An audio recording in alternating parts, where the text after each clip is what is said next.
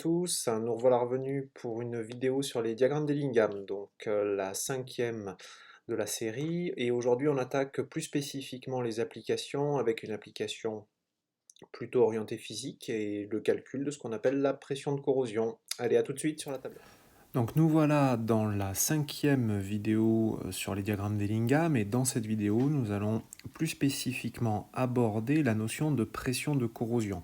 Les prérequis pour cette vidéo, c'est tout ce qu'on a fait jusque-là sur les diagrammes d'Ellingham, y compris leur construction, et on va rajouter des choses à la construction des diagrammes d'Ellingham pour leur exploitation dans le cadre de cette vidéo. Il faut aussi avoir une idée assez précise de ce qu'est la loi d'action des masses et comment on la manipule.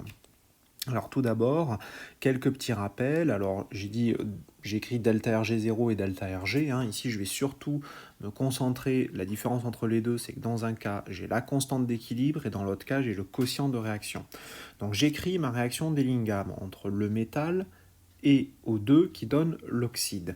Et j'écris ce que valent la constante d'équilibre et le quotient de réaction.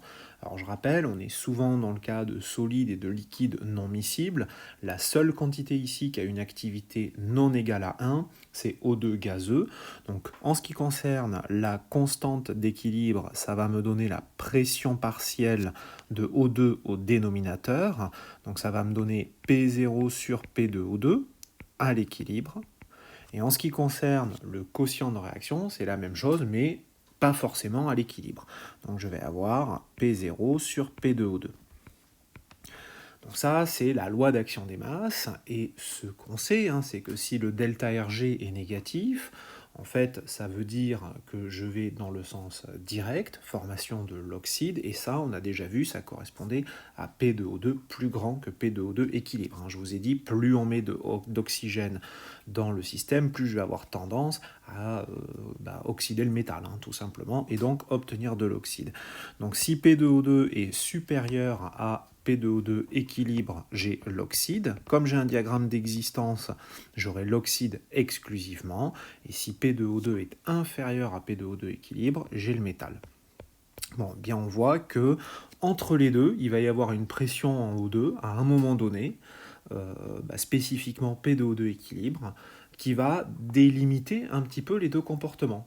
Donc cette pression, c'est ce qu'on va appeler la pression de corrosion. Alors je vais vous la définir un peu rigoureusement. On dit qu'à une température donnée, la pression de corrosion correspond à la pression partielle en dioxygène. C'est la pression partielle en dioxygène à partir de laquelle le métal s'oxyde. Et on sait, vu que c'est un diagramme d'existence, que le métal va complètement s'oxyder à partir de ce moment-là. Sur un diagramme d'Ellingham, ce qu'on obtient, c'est P2O2 équilibre. Je vous rappelle la loi d'action des masses. C'est tout simplement, ça va vous donner cette indication-là. Alors ça, c'est une quantité qu'on peut obtenir directement par le calcul. C'est pas très compliqué. Je réécris delta RG0. Delta RG0, c'est moins RT log de K, K étant la constante d'équilibre. Donc ici, ça va me donner plus RT log de P2O2 sur P0. J'ai mis un plus et j'ai changé le sens de mon équation, de mon rapport. Donc je passe tout ça à l'exponentielle et j'obtiens, alors je vais le garder en barre, c'est-à-dire je garde P2O2 sur P0, donc ça c'est P2O2 exprimé en barre, et ça me donne exponentielle de delta RG0 sur RT. Alors là il y a un signe plus, vu comment j'ai construit mon équation. Donc ça vous donne l'expression de P2O2 sur P0. C'est-à-dire vous imposez une température, vous déterminez le delta RG0 correspondant, vous faites le rapport des deux, mettez ça dans une exponentielle et ça vous donne la pression partielle. Évidemment, delta RG0, c'est souvent négatif et grand en valeur absolue, plusieurs centaines de kilojoules par mol. Négatif, mettez un nombre négatif et grand en valeur absolue dans une exponentielle, ça va vous donner une pression qui est toute petite. C'est assez fréquemment le cas. Donc graphiquement, comment vous allez procéder? Vous avez votre diagramme d'Ellingham, le métal est en dessous, l'oxyde est au-dessus, vous choisissez une température, ici j'ai indiqué par exemple 700 Kelvin. Donc première étape, vous positionnez votre température.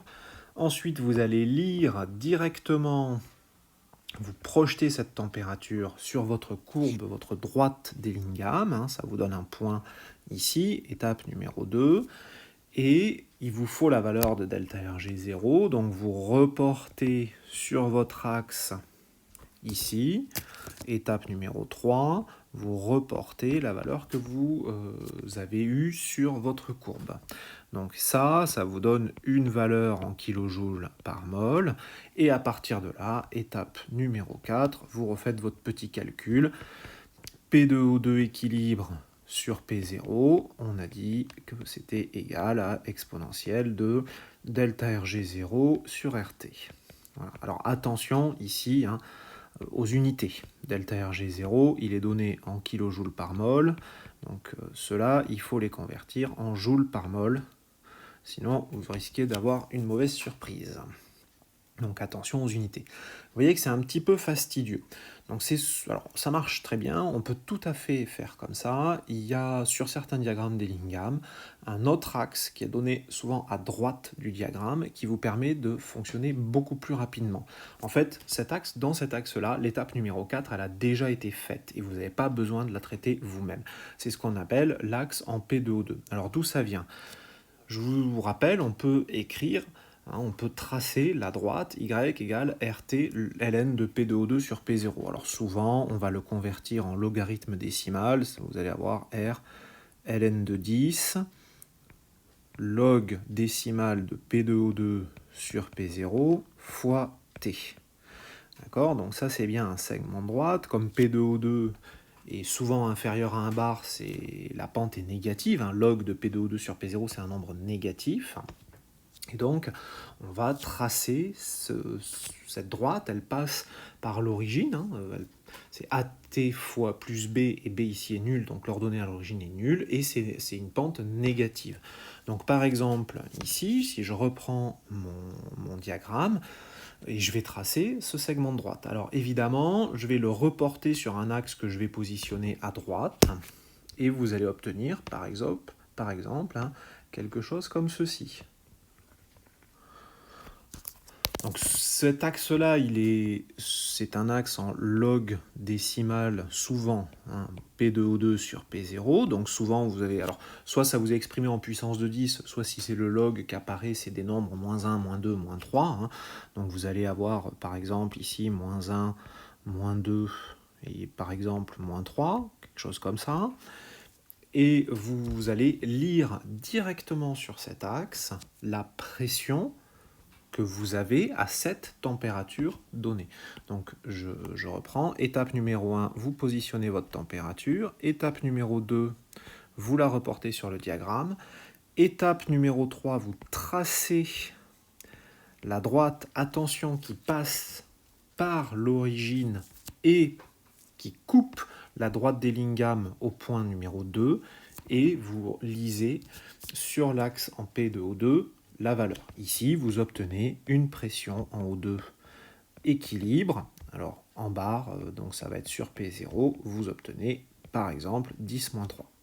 Donc ça vous donne P2O2 équilibre égale 10-3 bar. Attention ici à ne pas commettre l'erreur qu'on voit très souvent, à savoir faire ceci. Vous reportez et vous tracez comme ceci horizontalement sur l'axe. Donc ça, évidemment, ça ne marche pas. Si vous voulez tracer horizontalement, vous allez sur l'axe en delta RG0. Si vous voulez lire sur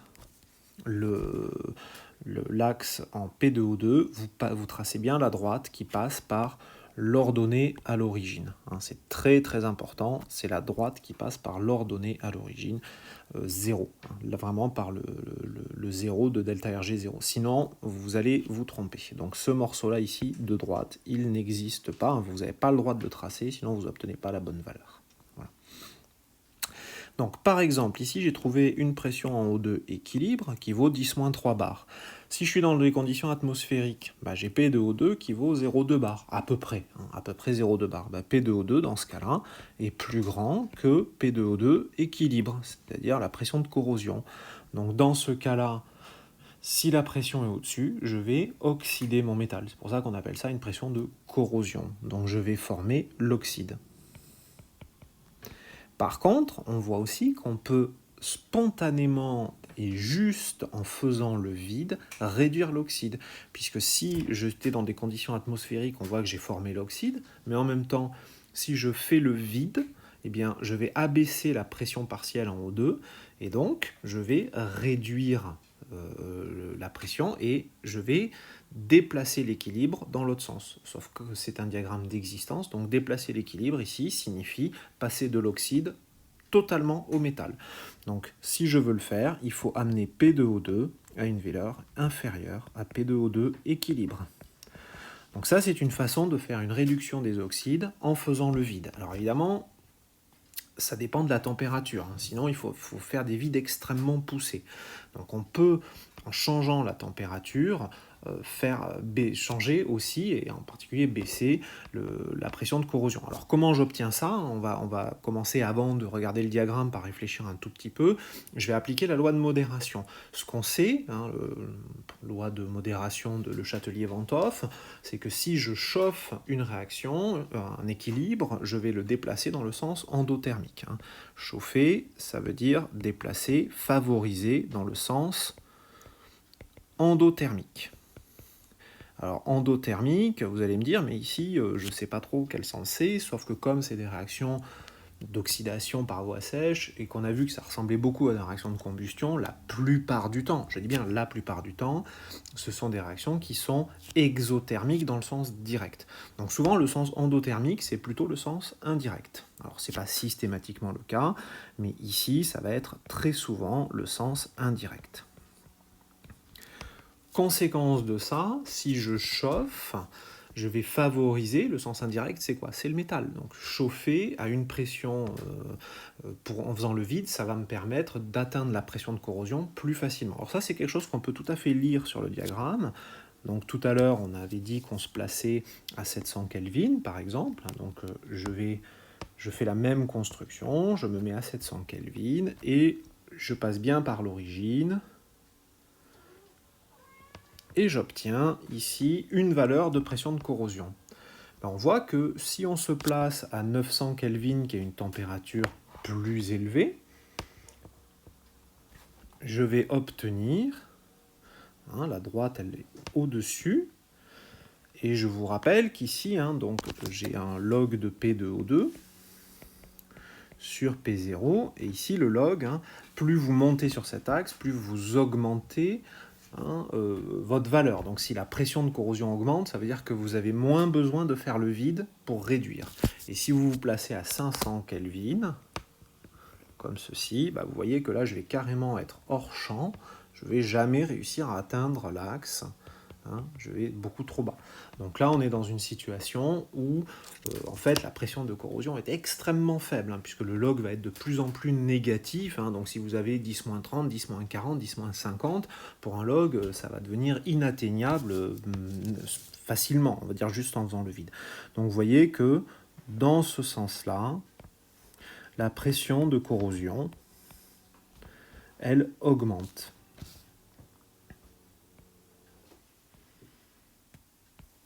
Donc ça veut dire que faire le vide, vous aurez besoin de moins faire le vide pour obtenir le métal. Donc ça, c'est assez intéressant. Quand vous voulez réduire un oxyde, en général, il faut chauffer un petit peu pour faire ça de façon pas trop compliquée. Vous savez tout sur la pression de corrosion. Alors évidemment, quand on parle de pression, la température elle est pas bien loin derrière. C'est l'objet de la vidéo suivante. À très bientôt.